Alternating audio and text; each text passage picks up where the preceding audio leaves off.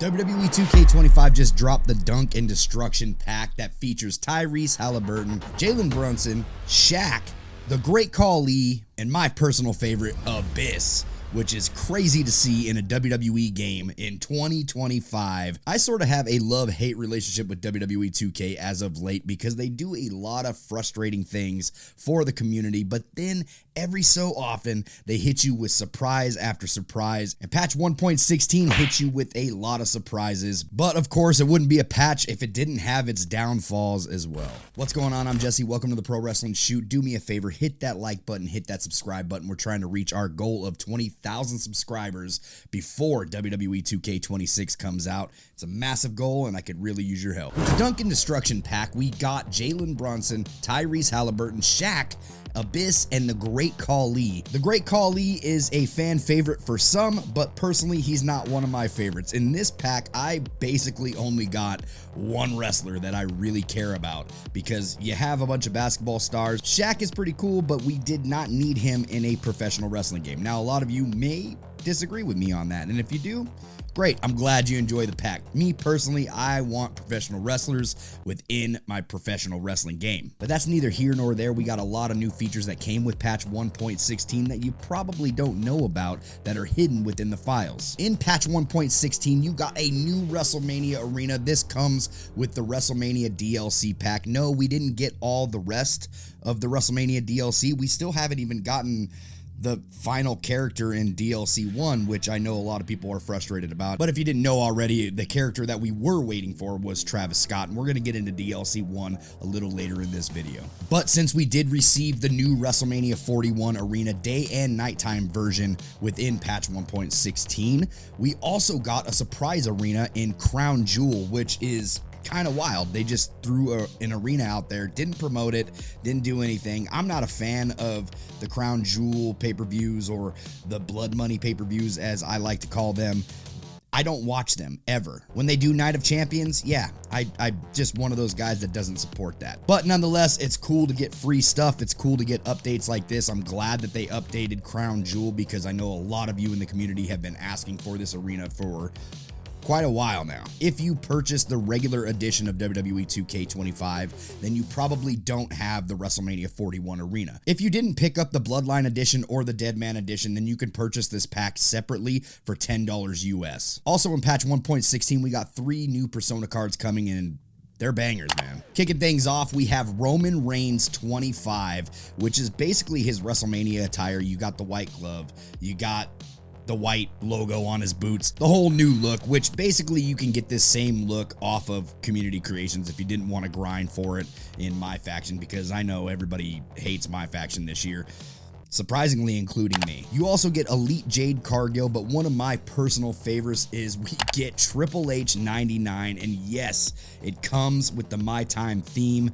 I don't know how hard this card is going to be to get once they release this onto the My Faction market, but this is going to be something I want to get my hands on. My Time is one of my absolute favorite WWE retro themes of all time, so I got to get my hands on this. Hopefully they don't rob the community as much as I think that they're going to. Let's kick it off with the patch notes because we don't have very many, which is kind of strange for a DLC patch release. Starting things off, we got general stability and performance improvements. They've added support for the Dunk and Destruction DLC pack. For gameplay, addressed reported concerns with player animation when reversing Bicycle Kick 2. They've added a Sword of the Future weapon. And in Universe, they addressed reported concerns with entrance interval setting not applying to custom gauntlet eliminator matches. They also addressed reported concerns with the times earned stat not updating after winning a championship from a Money in the Bank match. They addressed reported concerns with custom matches being removed from a show's match table after editing gameplay options. They addressed reported concerns with managers' alternate attire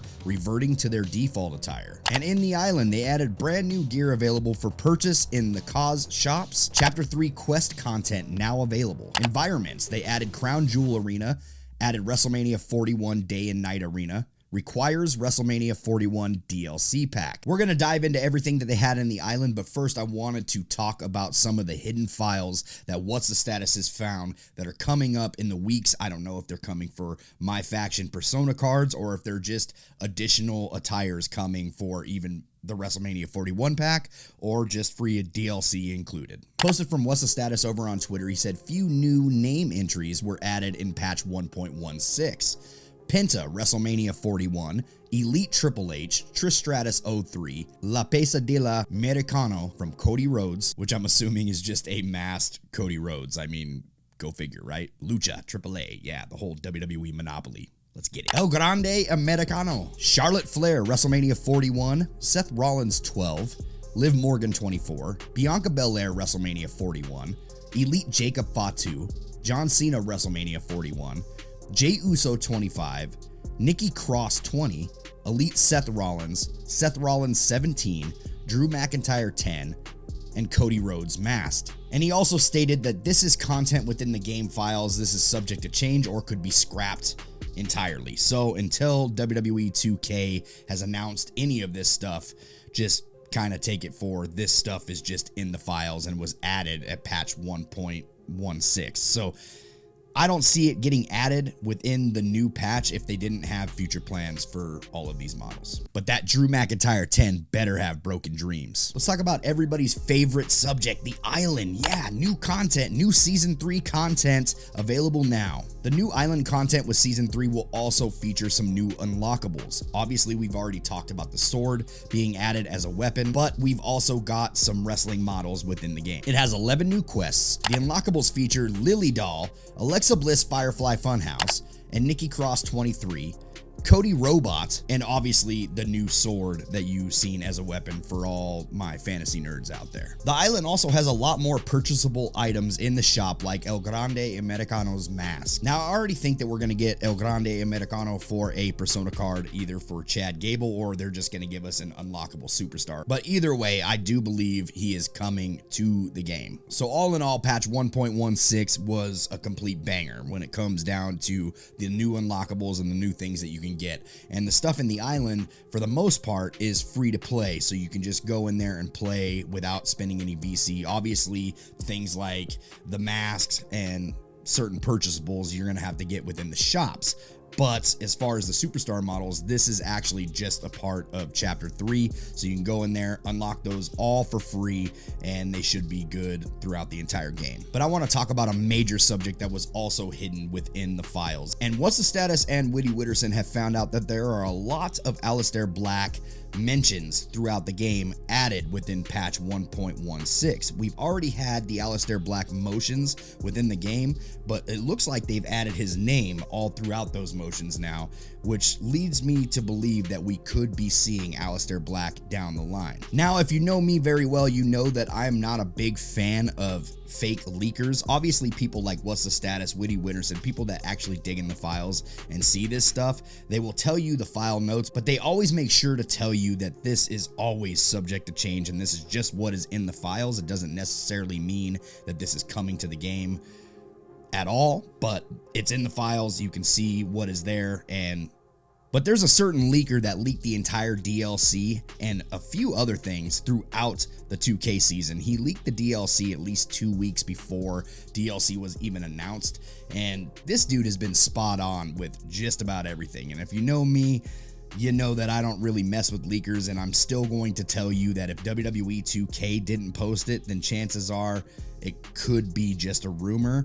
But once again, the credibility of this guy has only gone through the roof since the game has dropped. He's been right about every single thing. And Leaker25 over on Twitter has posted that it looks like the new playable superstar that you're going to get for the WrestleMania 41 pack is going to be Rey Fenix, as well as posting about Travis Scott and looking into what is going on with the first release for the DLC 1 pack.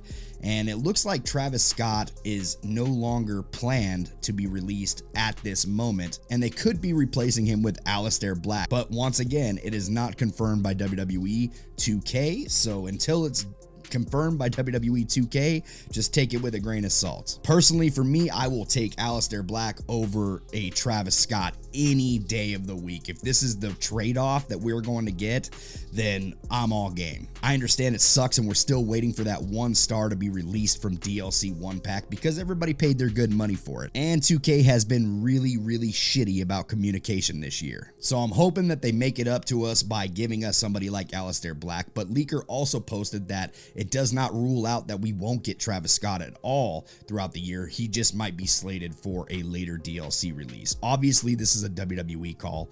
Obviously, this is a licensing deal if this is all the case and they just couldn't lock something in. But Travis Scott did have that documentary release over on Netflix, and maybe that could have something to do with it.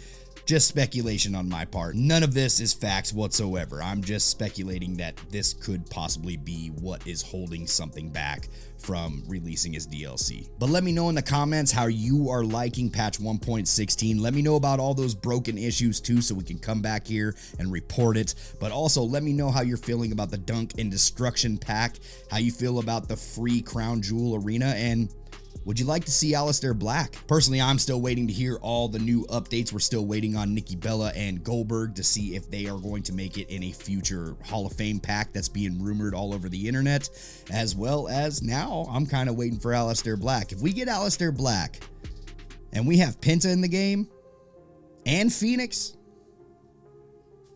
I'm happy, man. What a roster to have. Make sure to hit that like button, hit that subscribe button. We'll see you on the next one. Take it easy.